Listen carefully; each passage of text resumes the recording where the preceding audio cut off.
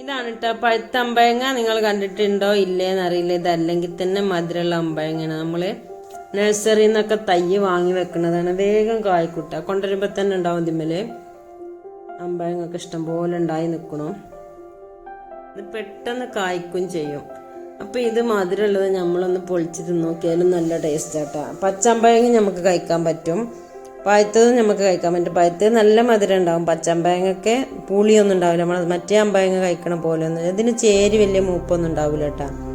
ഞാനിപ്പോൾ അത് പൊട്ടിച്ചപ്പോൾ നേരിട്ട് പൊളിയായില്ല. അത് ചേരി വലിയൊരു ഉറപ്പുള്ള ചേരൊന്നുമല്ല.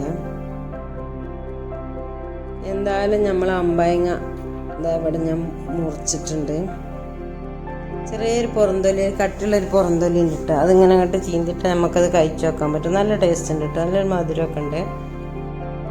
ഇത്ര നല്ലോണം പഴുത്ത അമ്പഴങ്ങ ഞാൻ ആദ്യമായിട്ട് തിന്നിട്ട്. ഇത് മരത്തിൽ നിന്ന് എടുക്കുമ്പോൾ തന്നെ പഴുത്തിയിരുന്നു. പിന്നെ ഞാൻ 2 ദിവസം കൂടി അവിടെ വെച്ചതിട്ടാ.